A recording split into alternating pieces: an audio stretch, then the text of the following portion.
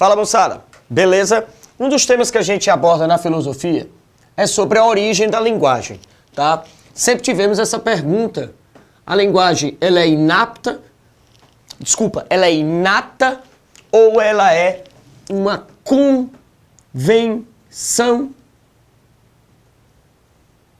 social? Quer dizer, ela nasce, nós nascemos com a capacidade da linguagem, ou nós criamos essa condição de linguagem pelas nossas relações sociais de construção? A gente sabe que a linguagem seria um conjunto de sinais que dá nome às coisas, que organiza o nosso pensamento, que possibilita, a partir da organização e o nome dado a essas coisas, que a gente possa criar um processo de comunicação, sendo essa linguagem tanto na via de condição oral ou na condição da linguagem escrita e a linguagem corpórea, muito utilizada, por exemplo, no teatro, na dança, tá certo? Beleza? Então nós temos a linguagem de caráter oral, escrita ou corpórea, que tem a nossa pergunta inicial: se nós nascemos com ela, se nós criamos uma convenção para determinarmos que quando fazemos algo, aquele nome que nós fazemos foi criado pela sociedade, ou a gente já tinha noção, tá? Nem todos concordam de que a gente não nasce com a capacidade da linguagem, tá? O Rousseau, o Chomsky, tá certo? Acreditam, por exemplo, que a gente tem essa capacidade inata da linguagem. Lá na Grécia, isso já tinha sido discutido por nossos dois grandes contribuintes, tá? Platão e Aristóteles. Tio Platão, a gente sabe que ele criticou os sofistas, né? Na nossa primeira aula de abertura do curso, quando a gente falou da origem da filosofia, a gente foi falar das escolas filosóficas, tá? E a gente viu que o Platão criticava a sociedade grega através dos sofistas, que eram aqueles filósofos políticos, e esses filósofos eram criticados pela condição de sempre se apresentarem, tá, através da oralidade como única capacidade de discussão do processo político. Só que essa oralidade praticada pelos sofistas confundia as pessoas.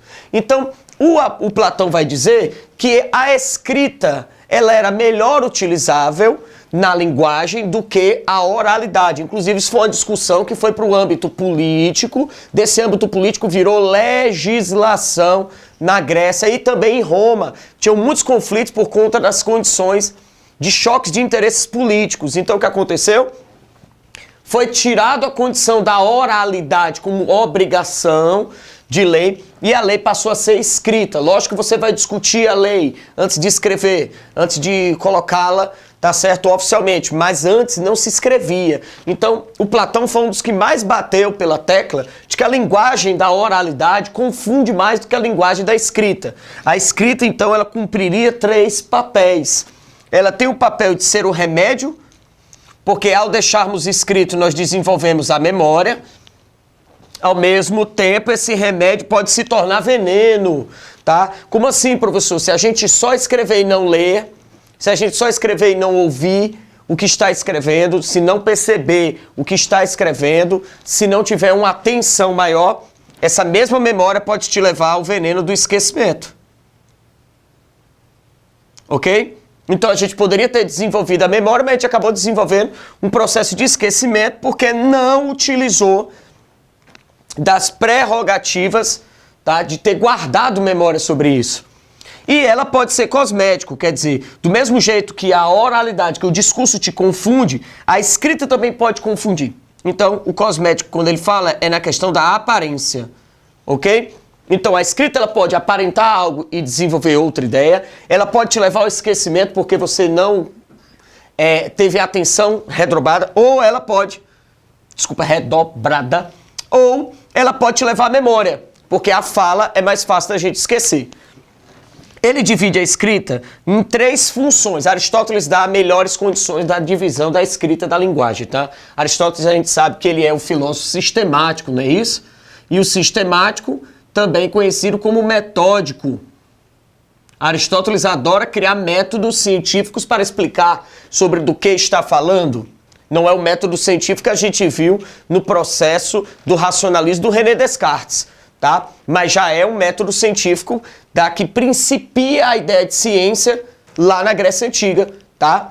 Então, o Aristóteles vai expressar melhor essa divisão, mas o Platão já tinha feito uma pré-divisão. A divisão platônica da escrita diz que a escrita tem a função de dar nome às coisas, de transmitir os símbolos das ideias e serve para dar condição de comunicação para coisas particulares, tá? Dentro do mundo da metafísica, aquilo que a gente não tem uma compreensão mais clara, como processo religioso, sobre a ideia de sentimento, então a gente dá nome, a gente tem ideias e a gente serve para coisas particulares. Lembrando que Platão acaba não deixando claro qual a melhor linguagem, então, a oral ou a escrita. Ele diz que a melhor linguagem é aquela que está ligada à vivência do sujeito. Então, pessoas que falam bem deveriam usar melhor a linguagem da oralidade, mas não deve abandonar a outra. Uma não pode abandonar a outra, você deve usar aquela que melhor tem condição de vivência para você, mas você tem que usar o máximo de linguagens possíveis, tá?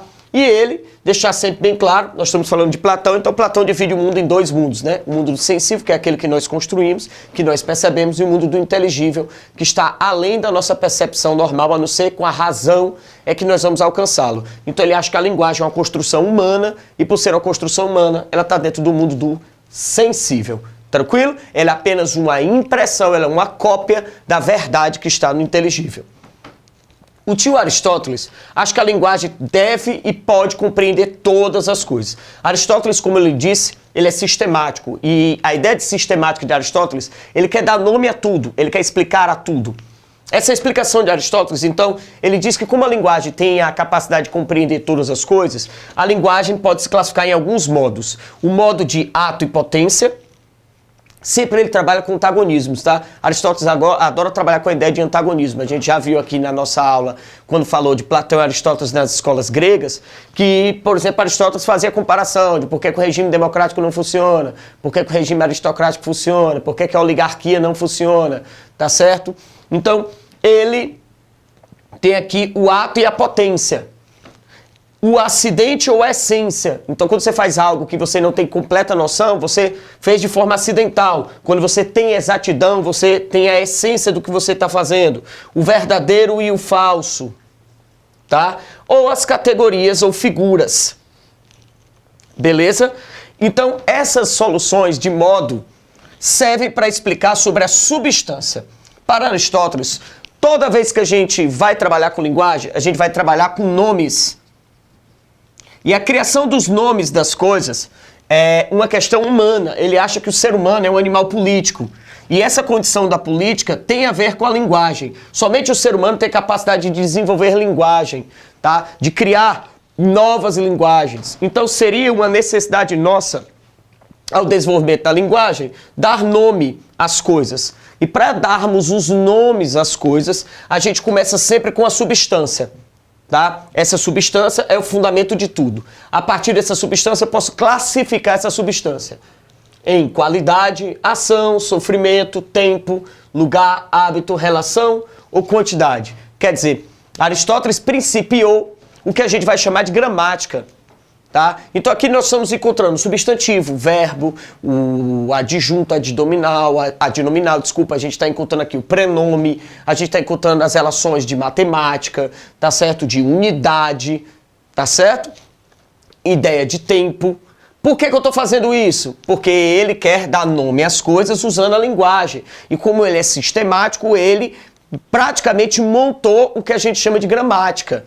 Tá? Lembrando que a gramática nasceu na Grécia. O alfabeto grego ele era muito mais pleno, muito mais completo, porque ele tinha som, ele tinha o processo gramatical, ele tinha as relações entre as palavras, tá? A junção entre elas, que é justamente uma grande diferença do alfabeto que a Fenícia, por exemplo, desenvolveu.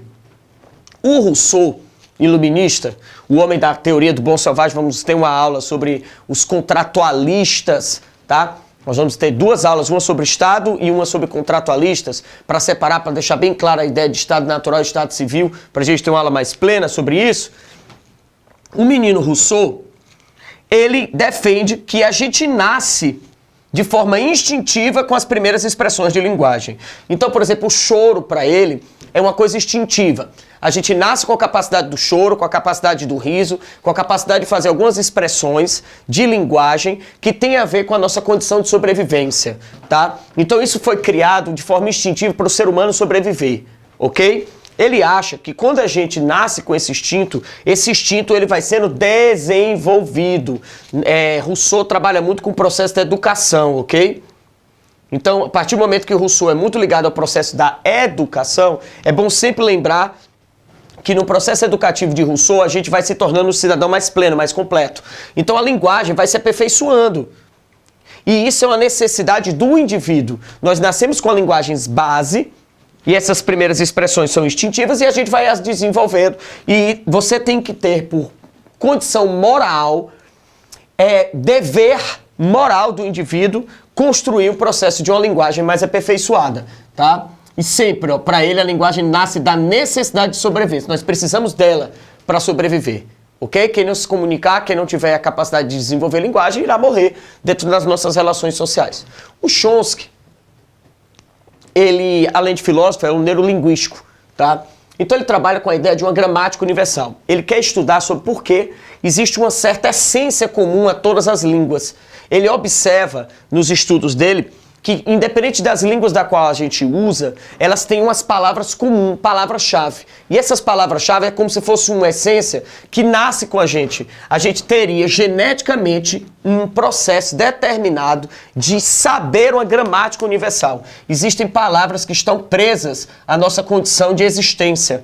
Então essas palavras foram montadas a partir da necessidade biológica de sobrevivência. Então a linguagem, além de que ela é instintiva, como também pensou o Rousseau, para o Chomsky ela é mais do que instintiva, ela é transmitida geneticamente, uma base gramatical universal para que a gente consiga sobreviver. Tranquilo? O Ludwig Wittgenstein, ele acha que a linguagem tem que passar por uma investigação filosófica mais plena. Tá? Ele chama a linguagem de jogos de linguagem. Por quê? Para ele a linguagem vai depender do contexto. Ela não tem uma exatidão entre a palavra e a coisa da qual se trata. Então ele vai fazer várias experiências nesses jogos de investigação filosófica, nesse tratado sobre investigações filosóficas. Ele trabalha sobre a ideia de que se você não tem um conhecimento prévio sobre a coisa da qual se trata, a palavra que se refere a ela não tem sentido para você. Então ele cita... Você pode fazer isso com N experiências. Mas ele cita uma experiência bem fácil de achar, tá? Bem fácil até de repetir. Ele pega uma caixa e coloca um besouro dentro da caixa e dá o nome do besouro de besouro. Só que ele vai perceber que tem pessoas que quando vem um besouro, é um besouro. E tem pessoas que quando vê o besouro não tem a mesma reação, tá? Ou tem uma reação mais exagerada ou menos exagerada. A maioria que não teve essa reação não sabia da qual se referia essa coisa. Então a palavra besouro para ele não tinha sentido. Por quê? Porque ele não conhece o besouro. É como você está conversando com a criança, você vai apresentando as coisas para a criança. Você tem que associar para a criança que aquela coisa se refere a uma palavra. Senão aquela criança vai dar outro nome àquilo. Então para ele a linguagem, na verdade, ela não está dentro do mundo das línguas exatas. A linguagem está dentro das ciências exatas. A linguagem está dentro da ciência da transformação. Ela é dinâmica, porque ela vai depender da relação que você, indivíduo, tem da coisa da qual se trata, ok? O tio Foucault trabalha com a linguagem dentro da ideia do poder. Nós já fizemos a nossa aula sobre poder e as relações de poder, e a gente sabe que Rousseau trabalha com a ideia da vigilância e o quanto o poder da linguagem, da palavra proibida, do silêncio. Por exemplo, durante muito tempo na sociedade, sexo era uma palavra proibida. Tá? A palavra sexo já tem uma ideia forte, uma ideia de proibição, uma ideia de imoralidade, de um comportamento indesejável, ok? E essa ideia da palavra entra para ele como o real poder. Ele acha que o real poder de controle sobre a sociedade está dentro do processo da linguagem. Quando eu proíbo que algumas pessoas possam falar, ou eu crio o discurso da loucura, para justificar que o que você está falando não tem força e você não poderá, então, agir contra algo que eu lhe imponha, porque o seu discurso não tem racionalidade. E aí eu imponho o discurso da verdade, que é para desfazer o seu discurso, torná-lo um lunático e tornar, então, a linguagem a real força, o real poder de controle sobre a sociedade. Tranquilo? Beleza? Valeu, jovens!